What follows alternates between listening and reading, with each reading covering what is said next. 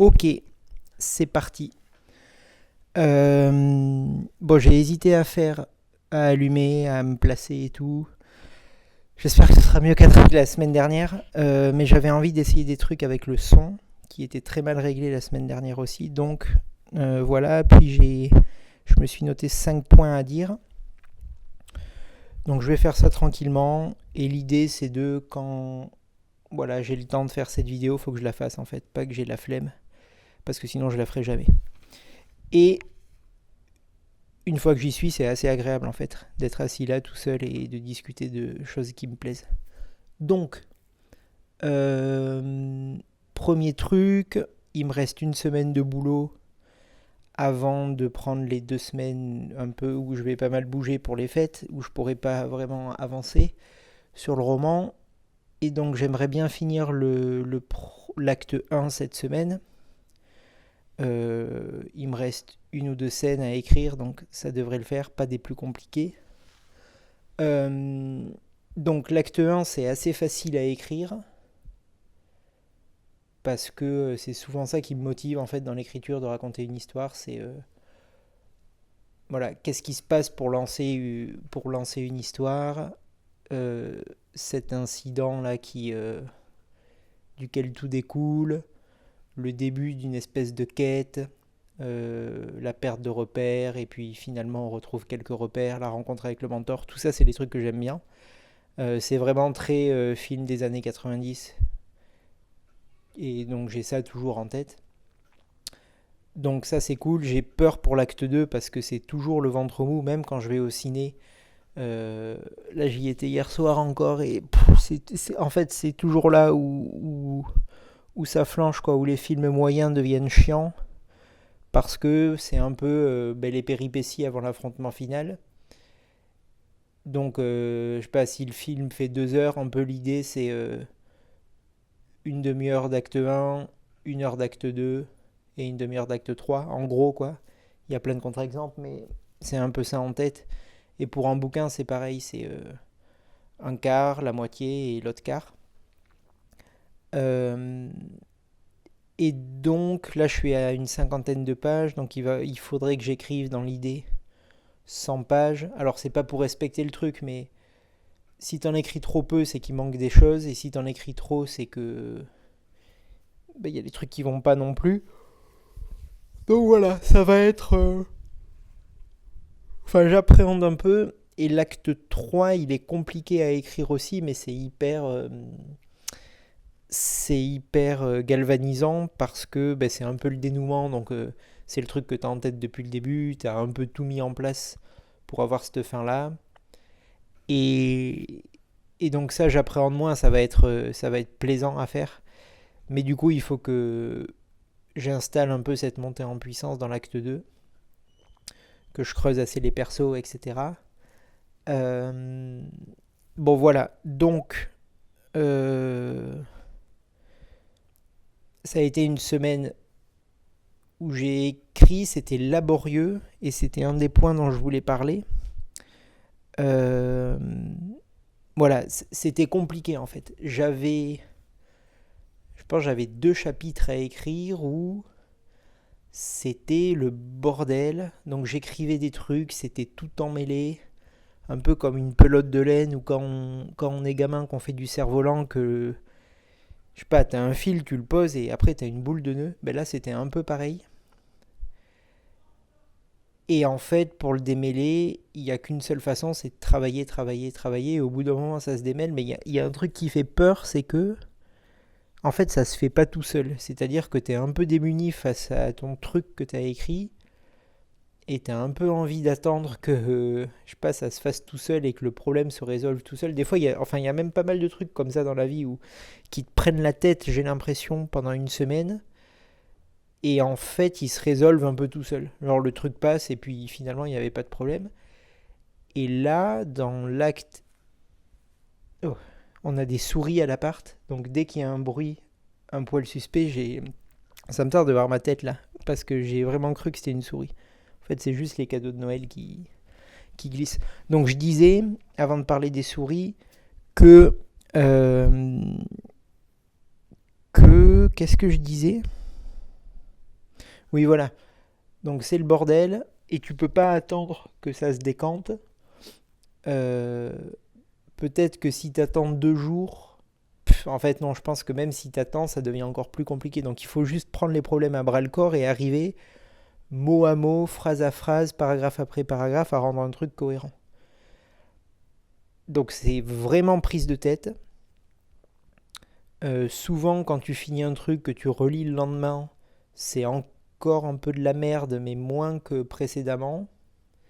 Donc ça s'affine jusqu'à ce que tu arrives à un truc qui est quand même assez plaisant. Donc voilà, euh, ça m'est arrivé cette semaine. Et pour le coup, quand tu commences après un autre chapitre ou une autre scène qui est pas comme ça, bah, c'est hyper plaisant parce que tu peux te concentrer sur d'autres trucs, sur l'émotion ou j'en sais rien. Et c'est beaucoup plus facile. Donc bon voilà, c'est des problèmes, ça fait vraiment un peu des puzzles intéressants, quoi, des casse-têtes. C'est aussi cool, mais c'est cool une fois que tu l'as fait. Quand t'es dedans, c'est... En fait, c'est là où tu peux t'arrêter. Et je pense que c'est là où énormément d'écrivains et d'écrivaines s'arrêtent. C'est que quand ça devient vraiment âpre, quoi. Ou putain. Et donc, l'année dernière, à Noël, j'ai eu un tout petit bouquin qui... En fait, c'est un extrait d'un truc de Schopenhauer. Je l'ai là. Je me souviens plus du titre exactement. Euh... Merde. Bon, bien sûr, je le trouve pas. Ah si, c'est là. Hop. Ça s'appelle La ruine de la littérature. Et donc, c'est vraiment tout court. C'est les éditions Mille et une nuits. J'adore. C'est trop bien. J'ai d'autres bouquins d'eux et ils disent que c'est pour lire. Euh, c'est assez beau.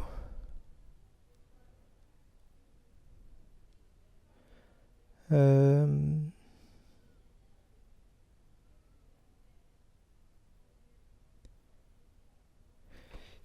il disait, bon là, ça y est pas dans celui-là, mais il disait que c'était pour une nuit d'insomnie ou un voyage en train, leur livre, et je trouvais ça chouette comme proposition d'édition. Et donc, bon, là-dedans, il explique que le style, en fait, ça part par le fait d'avoir un truc à dire.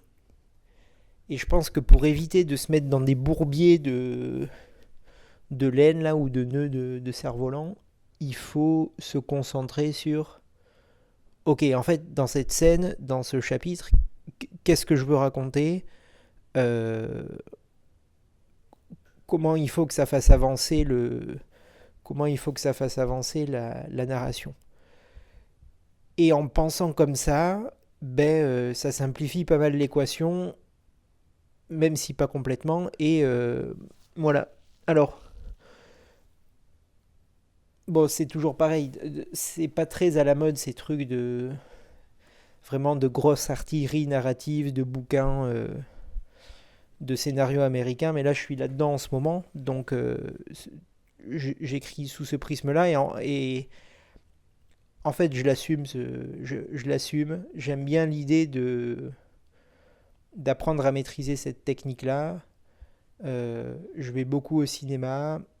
Cette année, j'ai vu beaucoup plus de films que j'ai lu de livres.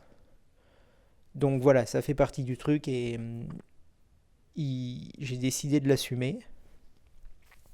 Et donc il faut jamais oublier qu'une scène, elle est là pour faire avancer l'arc. C'est vraiment des gros mots, quoi, mais euh, pour faire avancer ouais, la narration. Et donc il faut pas trop se perdre. Voilà, et le mec dit, une fois que tu sais ce que tu as à dire, tu le dis, terminé. Si tu veux dire qu'il pleut, parce qu'il faut après parler d'une inondation dans une voiture, qu'est-ce que je raconte, dans une maison, ben tu dis il pleut. Point. Et voilà, c'est écrit avec style. Bon, dans l'idée quoi. Et et voilà donc euh, beaucoup de Ouais, c'est ça, je me suis pris la tête quoi sur ça cette semaine. Alors, prochain point. Justement, en parlant de cinéma, j'avais oublié de dire la semaine dernière, mais j'ai un copain qui m'a proposé d'écrire un scénario de court-métrage avec lui. Donc je suis super content. On a un petit peu bossé déjà. Et donc lui, il a un truc en tête qu'il a écrit. Et c'est son boulot, quoi. Il est chef opérateur, il filme des trucs, des pubs, il a fait des longs. Et voilà, c'est vraiment son boulot. C'est un professionnel. Et donc moi, j'arrive là. Il a écrit son truc et je suis un peu force de proposition et j'adore cette place. C'est-à-dire que c'est pas un truc que j'aurais écrit du tout moi. Alors bien sûr les thèmes me parlent et tout parce que enfin on est copains donc c'est pas complètement inconnu, mais j'aime bien cette idée d'être juste là pour tiens en fait poser des questions, si ça c'était comme ça, si ça c'était comme ça. Est-ce que ce perso là et donc l'ego se met vraiment ailleurs et c'est cool ça. Quand je faisais de la musique un peu, ça me rappelle où j'avais un autre copain qui arrivait avec des super chansons et il me disait juste vas-y fais de la batterie là-dessus et c'était trop cool parce que les chansons étaient mortelles et j'avais qu'à ben, un peu taper comme un con quoi et voilà. Et c'est aussi très cool de d'écrire à deux quoi. Ça change de. Alors j'adore vraiment le fait de travailler seul. Ce truc un peu démiurge et de c'est trop bien, mais c'est aussi très agréable de temps en temps de voilà, pouvoir rigoler, pouvoir faire des blagues, pouvoir voir qu'à deux cerveaux, ben, t'as plus d'idées, ça t'évite de faire de la grosse merde et pendant très longtemps avant de t'en rendre compte ou même de pas t'en rendre compte. Donc ça c'est chouette. Euh, donc voilà, on va voir ce que ça donne. Euh, mais c'est une chouette récréation. Donc ça c'était encore un autre point. Oui, et donc dans mes bouquins de trucs ricains, là, d'écriture de scénario, il parle à un moment. Donc c'est celui-là. Ah, je vais tout vous montrer. Robert McKee, Story, Substance, Structure, Style and the Principle of Screenwriting. Terminé. Le mec a une vraie tête d'américain. Et bon, en fait, c'est vraiment intéressant. C'est vraiment intéressant parce que ça permet de voir, ça permet de poser des jalons techniques sur un truc qui peut paraître très abstrait. Et en fait, tous les bouquins que j'aime bien, ça peut se lire sous cette grille de lecture là en fait. Si tu lis, j'en sais rien, alors le chef-d'œuvre inconnu de Balzac, bon bah c'est exactement ça. Alors peut-être que le mec il ne savait pas au moment de l'écrire, mais il se trouve que la grille de lecture permet de lire complètement ce qu'il y a là-dedans. Donc ce serait con de ne pas l'étudier quoi. Et donc il parle de les spécificités de l'écriture pour le cinéma, pour les romans et pour le théâtre. Et il dit un truc intéressant. Il dit que le cinéma, c'est là vraiment pour parler des conflits entre les personnages, des conflits externes entre les personnages et ben, l'extérieur. Donc l'environnement, la société, des trucs un peu qui les dépassent, qui sont à l'extérieur d'eux. Et voilà, des grandes fresques comme ça. Et il dit que c'est là-dedans que le cinéma est le meilleur. Alors, bien sûr, absolument tout est discutable, hein, mais j'aime bien voilà, que les idées soient posées comme ça, sur des trucs qui sont hyper discutables, mais voilà, il écrit ça et après, au moins, on peut y réfléchir. Donc, le ciné, c'est ça. Le théâtre, c'est plutôt des conflits entre des personnes, donc à une échelle un peu moins grande, et par le dialogue, et etc. Bon, ben voilà, Molière, Shakespeare, c'est pile ça, avec en plus ce truc de convention théâtrale, où on a le droit de parler ben, comme au théâtre, enfin, où on peut faire parler les personnages poétiquement, sans que ce soit bizarre, alors qu'au ciné ça fonctionnerait pas. Il suffit qu'un acteur joue un poil mal et déjà tout s'effondre.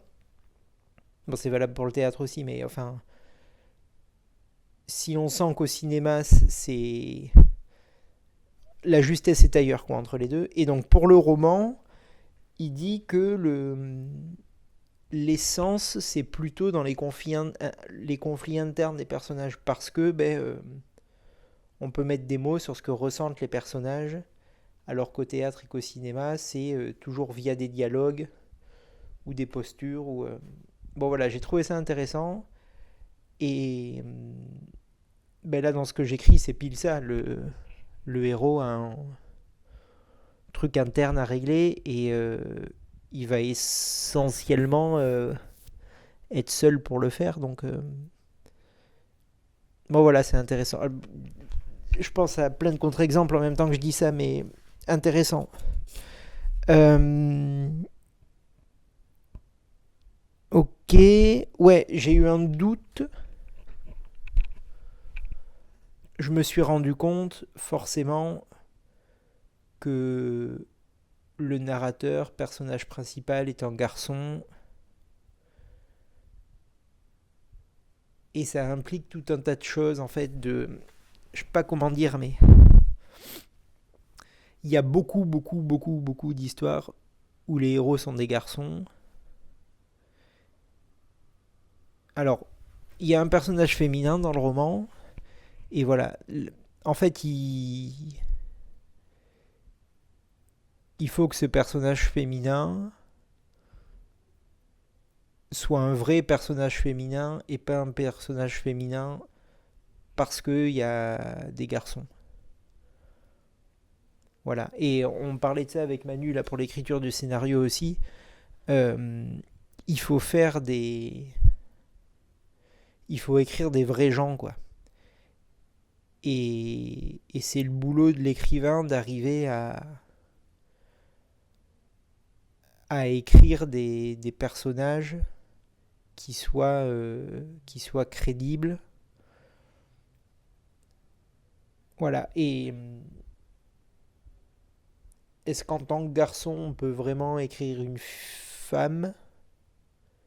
Ouais, je pense que ouais. Mais il faut être ni... je sais pas. Il faut... Ça doit être hyper chiant de m'écouter comme ça, à faire plein de blancs, mais c'est pas grave. Il faut pas frimer en fait en disant regardez comme j'écris bien les femmes, et en même temps il faut pas faire un gros cliché, alors soit d'un côté soit de l'autre, euh, soit vraiment la femme vraiment fille qu'on imagine, ou la femme badass qu'on imagine aussi, enfin, dans les deux cas c'est pourri, donc bon voilà, c'est intéressant. Et en même temps je me posais la question, est-ce que si on prend un roman et qu'on change les genres des personnages, alors qu'on les inverse, quoi, et qu'on adapte deux, trois trucs, est-ce que ça marche? C'est-à-dire, est-ce qu'on peut écrire un personnage féminin comme un mec et l'inverse? Je sais pas. Bon, je sais pas trop où je vais avec tout ça, mais bon, voilà, je me suis posé les questions, enfin, j'ai réfléchi sur ça, et il faut pas que je me foire, quoi. Il faut que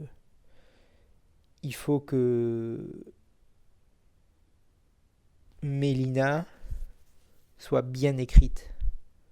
Vraiment. Ok. Je pense qu'on arrive au bout. Euh, ouais, il y a une dernière phrase que je j'ai écouté une vidéo de François Bon, euh, qui a tout un tas d'ateliers d'écriture, et c'est vraiment mon mentor en littérature. Enfin, c'est lui qui m'a montré tout un pan de trucs que j'ignorais complètement. Donc, euh, voilà. Et donc, il parlait que des fois il plongeait dans des lectures pendant 2-3 jours et qui se disait à quoi bon, et il dit cette phrase, à quoi bon passer autant de temps, c'est même pas des phrases pour aujourd'hui. Et j'ai trouvé ça beau parce que c'est vrai, quand là il lit beaucoup Balzac, et bon, ben, quand on lit Proust, quand on lit Balzac, c'est vrai que ça sonne vieillot, c'est pas des phrases pour aujourd'hui, c'est assez beau. Et en plus, je me suis posé la question parce que donc mon récit est au passé, et donc forcément, ce qui coulait sous le sens, c'était l'emploi du passé simple, et direct, quand on fait ça, ça sonne 19e siècle. Donc, ou 20e, quoi. Et,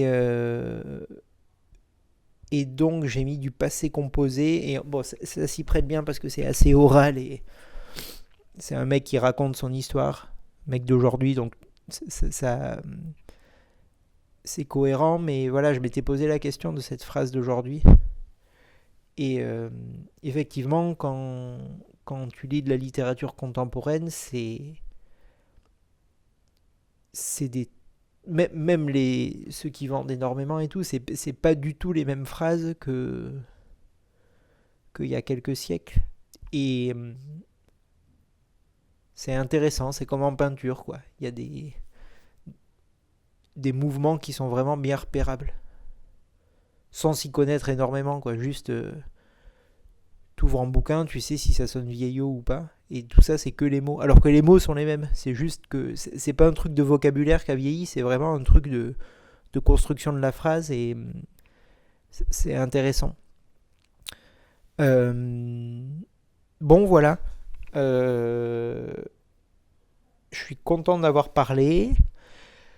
Je pense pas que j'en ferai d'autres avant le nouvel an, enfin la nouvelle année. Donc, meilleurs vœux. Ah non, il faut pas dire les vœux avant. Donc, passez de bonnes fêtes. Euh, Mangez bien. Et, et prenez pas des résolutions, prenez des habitudes plutôt. C'est mieux que dans l'idée du truc de se dire bon, ben cette année, je. Ouais, en fait, c'est pareil. Mais je sais pas, il y a une nuance quand même. J'aime bien l'idée de prendre l'habitude de faire un truc cette année plutôt que de dire je me résous. Bon, voilà, c'était pour le côté développement personnel. Plein de bises.